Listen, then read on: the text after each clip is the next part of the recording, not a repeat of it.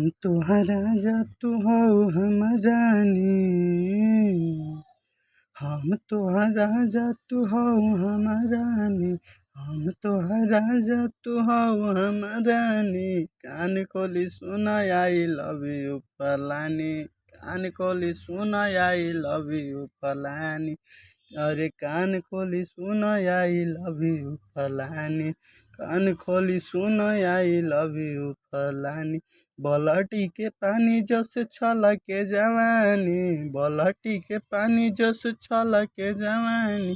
कान खोली सुन आई लव यू फलानी, कान खोली सुन आई लव यू फलानी, कान खोली सुन आई लव यू फलानी, कान खोली सुन आई लव यू फलानी।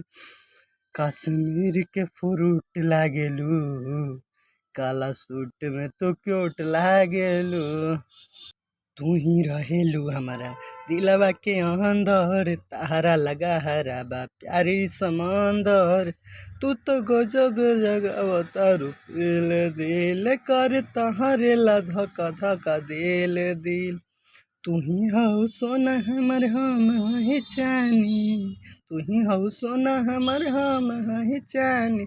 कान खोली सुना आई लव यू फलानी, कान खोली सुना आई लव यू फलानी, कान खोली सुना आई लव यू फलानी, कान खोली सुना आई लव यू फलानी।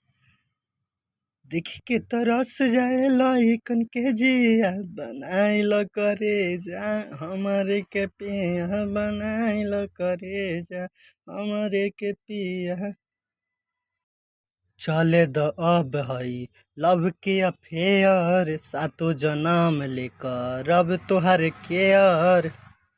पेन्हा कलुए के नाम के अंगूठी, कद अंशु प्रियांशु के छोटी।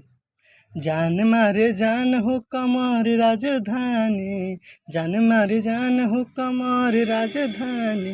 कान खोली सुनो आई लव यू फलानी, कान खोली सुना आई लव यू फलानी, कान खोली सुना आई लव यू फलानी, कान खोली आई लव यू फलानी।